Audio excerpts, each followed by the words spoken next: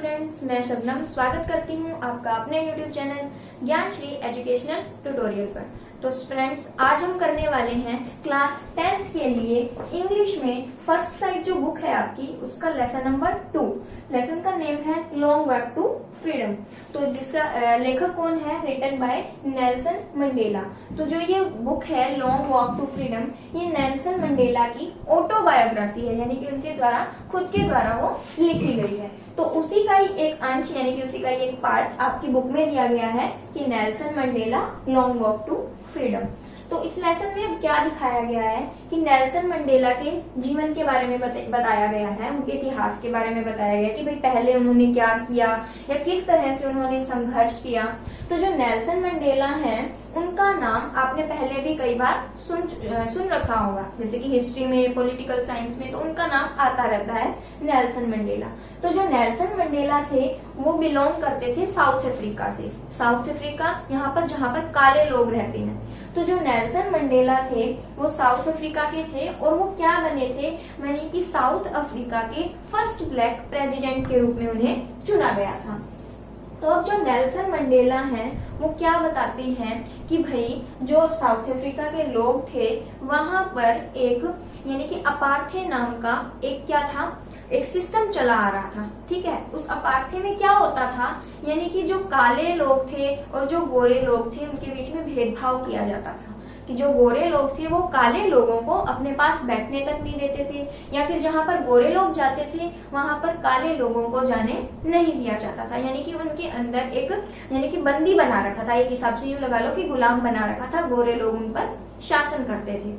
तो शुरुआत कहाँ से होती है, क्या कहता है कि भाई जो साउथ अफ्रीका के लोग हैं, कम से कम ये लगा लो कि 300 सालों से गोरे लोग उन पर शासन कर रहे थे। यानी कि जो इंग्लिश पीपल होते हैं, जो गोरे, जिनका स्किन टोन गोरा होता है और जिनका स्किन टोन काला होता है, तो उस हिसाब से वहां पर साउथ अफ्रीका में यहाँ पर भेदभाव किया जाता था।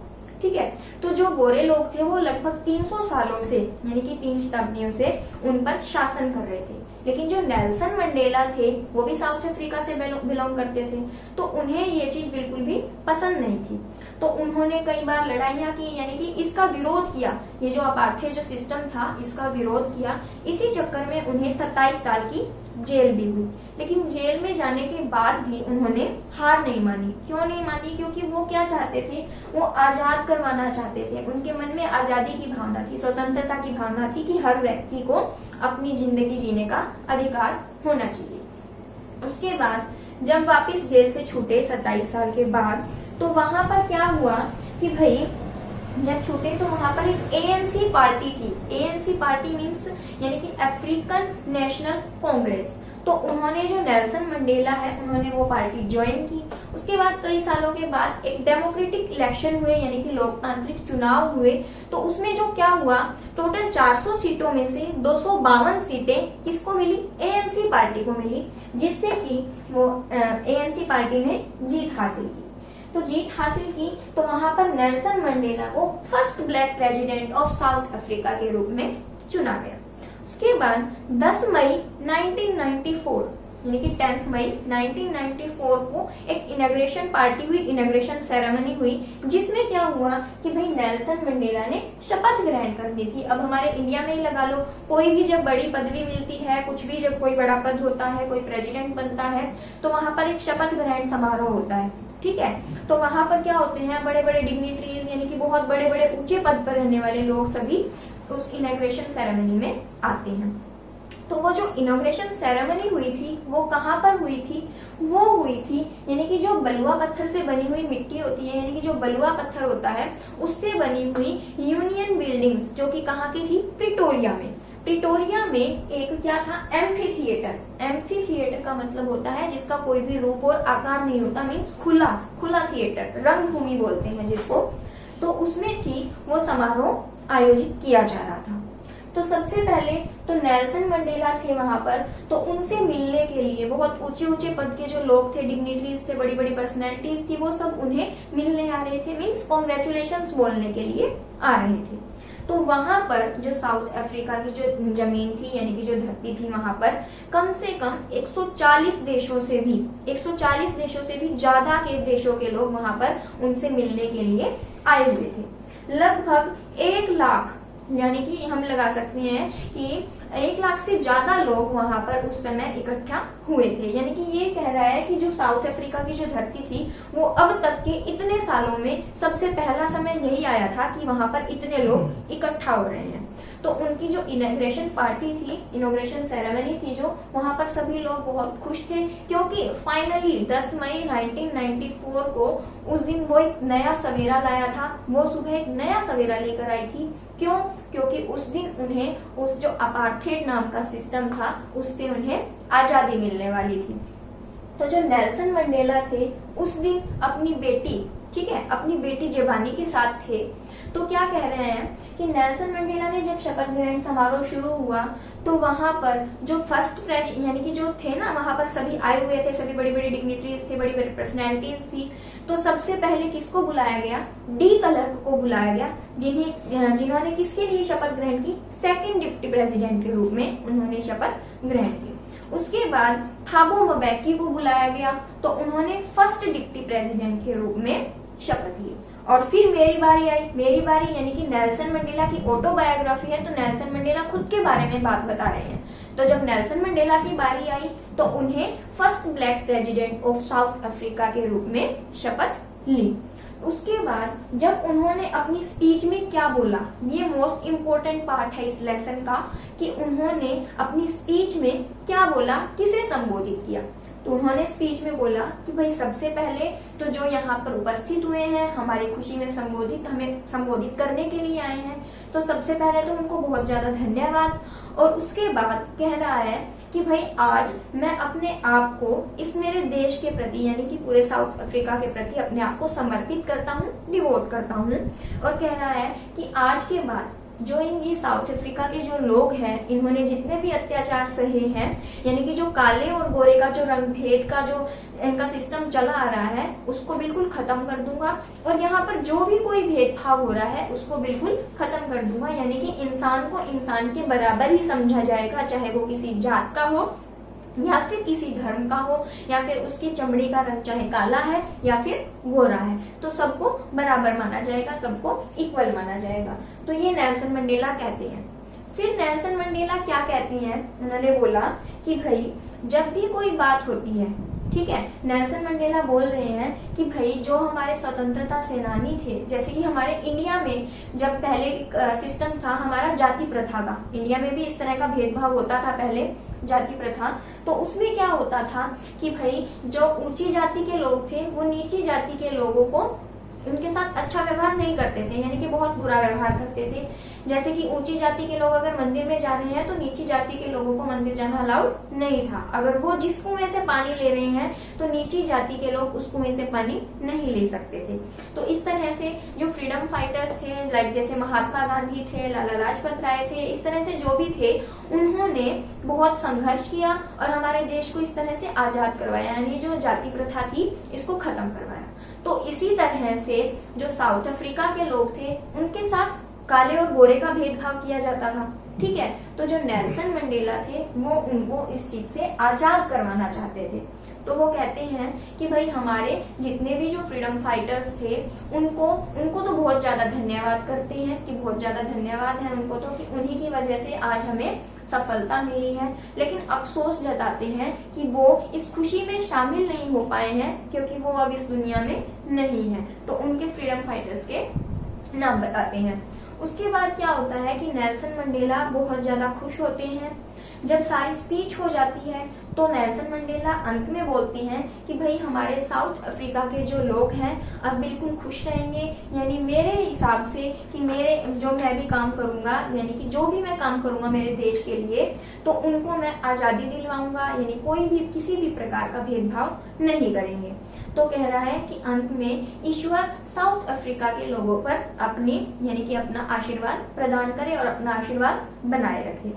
उसके बाद नेल्सन मंडेला बोलते हैं कि भाई जब स्टार्टिंग में जब ये चीज हुई थी, उसके बाद जब भी स्पीच पूरी हुई तो क्या देखा, जैसे ही लोगों ने नजरें ऊपर की तो जेट्स थे, जो हेलीकॉप्टर्स थे, तो उन्होंने बहुत सारे करतब दिखाए। एक तरह से आकाश में रंग बिरंगा ही लगा लो इंद्रधनुष बन गया इस तरह से। अब जैसे हमारे इंडिया में रिपब्लिक डे होता है तो बहुत सारी झांकियां दिखाई जाती हैं और बहुत सारे हेलीकॉप्टर्स वगैरह करतब दिखाते हैं अपना अलग अलग। तो इसी तरह से साउथ अफ्रीका के लोगों में भी वहां पर करतब दिखाए गए, जेट्स और हेलीकॉप्टर्स बहुत प्रकार के अलग अलग कलरफुल रंग दिखाकर उसमें उन्होंने रेनबो की तरह उन्हें करतब दिखाई।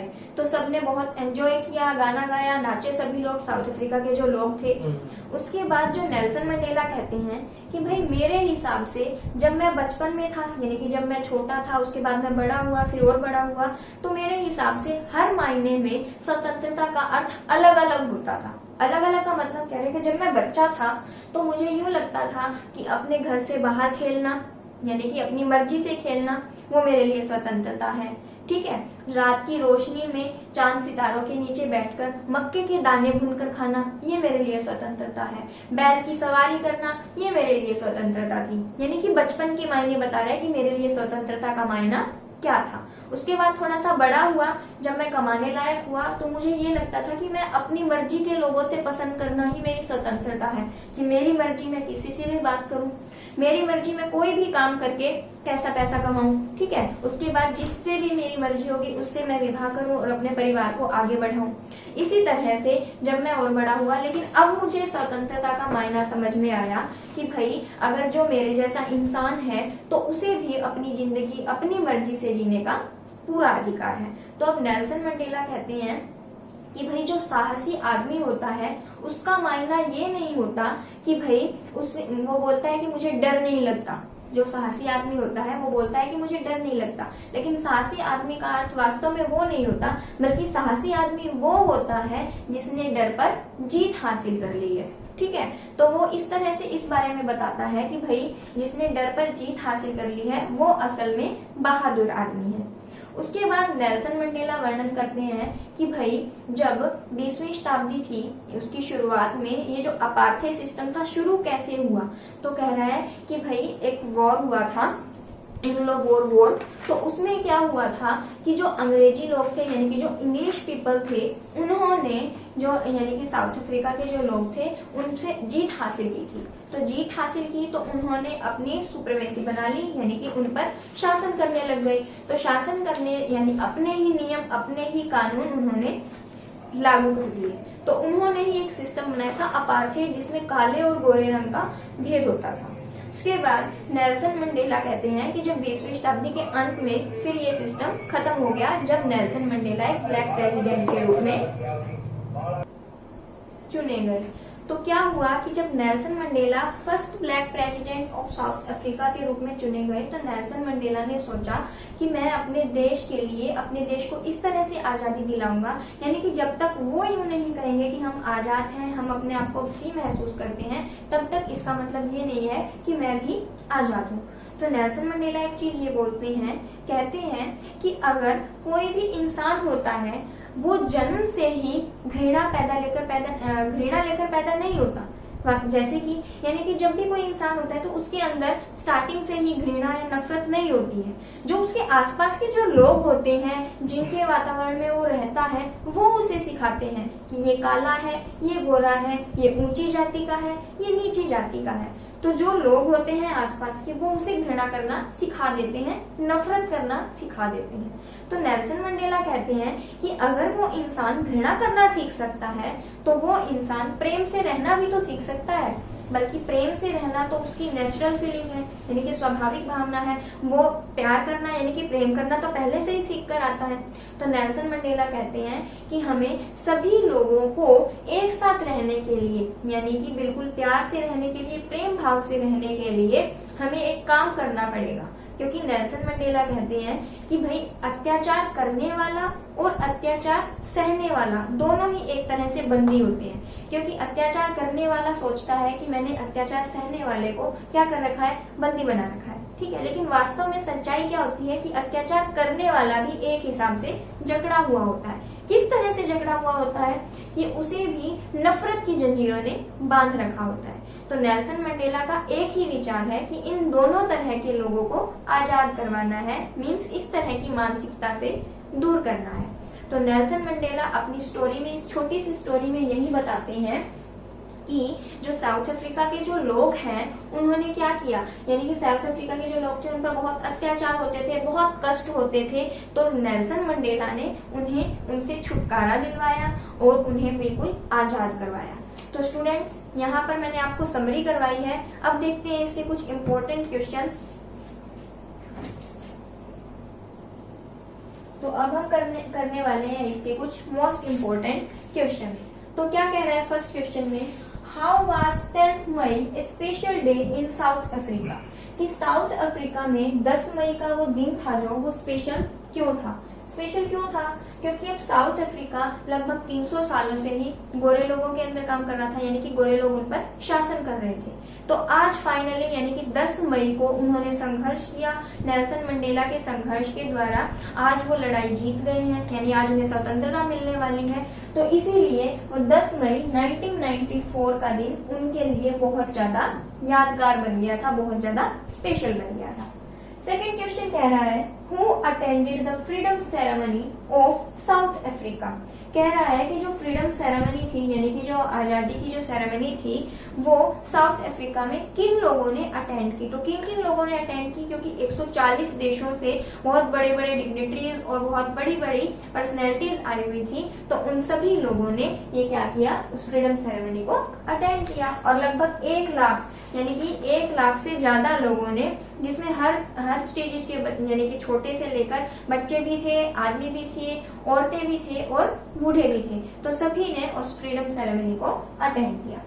थर्ड क्वेश्चन कह रहा है, what does courage mean to Mandela, कि मंडेला के लिए साहस का अर्थ क्या था।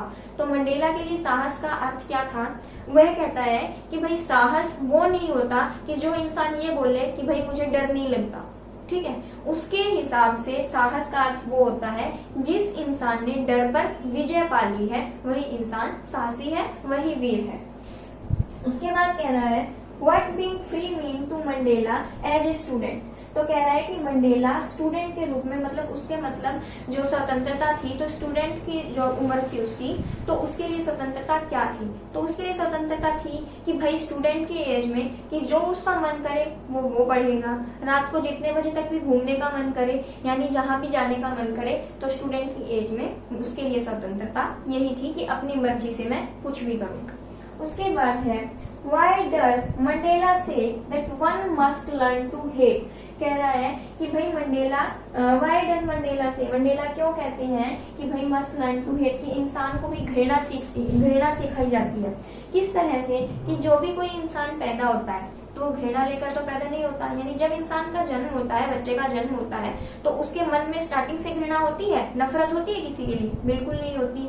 तो कह रहा है कि अगर जो इंसान है वो नफरत करना सीख सकता है, क्योंकि जो उसके आसपास का जो वातावरण होता है, जो एटमॉस्फेयर होता है, वहां से वो सीखता है, आसपास के जो लोग होते हैं वो उसे सिखाते हैं कि ये काला है, ये गोरा है, इस तरह से उसे नफरत करना सिखा देते हैं। तो मंडेला कहता है कि भाई जो इंसान बड़े होकर घृणा करना सीख सकता है, तो वही इंसान प्रेम करना भी तो सीख सकता है। इसीलिए कह रहा है कि भाई जो प्रेम की जो भावना होती है वो तो उसके अंदर स्वाभाविक होती है, नेचुरल फीलिंग होती है। तो यही उसके कहने का मतलब है। तो स्टूडेंट्स, यहाँ पर हमने किया इंग्लिश का फर्स्ट फ्लाइट का lesson number 2, long walk to freedom, written by Nelson Mandela, जो कि उनकी ऑटोबायोग्राफी थी। और उसके बाद हमने समरी की और कुछ इंपॉर्टेंट क्वेश्चंस पर डिस्कस की। तो आई होप ये आपको वीडियो पसंद आई होगी। अगर वीडियो पसंद आई हो तो चैनल को सब्सक्राइब करें, वीडियो को ज्यादा से ज्यादा लाइक करें एंड शेयर करें। Okay friends, thank you.